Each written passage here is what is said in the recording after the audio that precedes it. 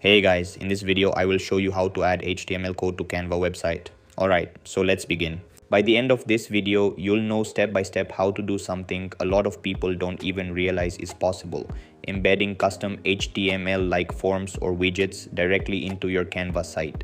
This simple trick can really expand what your website can do in fun and powerful ways. So let's get started.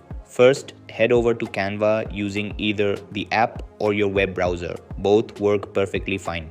Once you're in, click on the Create button. From the options that appear, choose Custom Size. For this example, set your dimensions to 100 by 100 pixels. This small size acts like a placeholder, a little box where your embedded content will sit.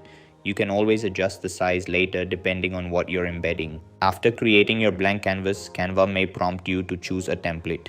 Go ahead and pick one that you like or skip this step if you prefer starting from scratch. Templates can help your design look more polished and give your embedded content a better visual fit on the page. Now here's where things get interesting. On the left-hand toolbar, click on Apps and in the search bar, type Embed. Select the Embed option when it appears.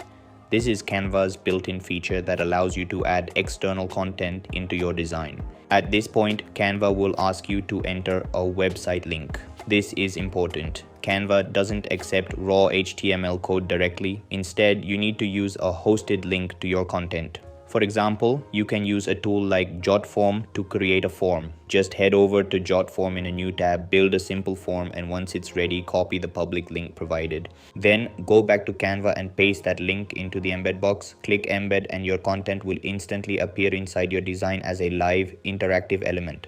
You can use this same method to embed all kinds of content, forms, videos, maps, surveys, and more, and that's it. This is how you can add HTML code to Canva website. That's all for this video. See you in the next one. Thanks.